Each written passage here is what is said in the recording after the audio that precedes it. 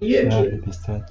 Hoş geldiniz. ben evime geldim tabağa diyor. Dün akşam koşup böyle gelmiş diyor. Bir dilim yediğim diye ben dudaklar kombo oldu diyor. Gülüş, kiraz, hiçbir şey demem bacım. Öyle bir de yine zarar. Dudaklar al dudağım kombo oldu diye. Ben de dedim ki senin börekten dudağın güvenmez bacım dedim. Tuzlu yemişsin dedim. Bir de yedim yol görülürsen dedim. Kalp yorgunluğa dayanmıyor dedim. Kalbin yorulduğundan dudağın güveniyor dedim. Tuzlu yeme dedim. Tuzsuz ye dedim. Börekten güvenmez dedim. Sen tuzlu yiyince dudağın güvenir dedim. De yol yorunca dudağın güvenir dedim. He bacım doğru söylüyor diye. Kirazımda yürüyor geldim ya diyor. Demek ki kalbim yorulmuş diyor. Az dudağım diyor, gomgo oldu diyor. Hiçbir şey deme bacım, ölür de kurban olayım bak. Yüreğimize dert olur, bırak.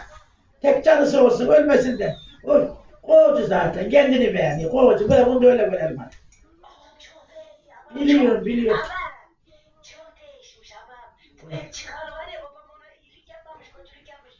Sandım. Oradan koşunca Seviyorum abi. Yorum abi. Akızım karızımı bana Getiririm.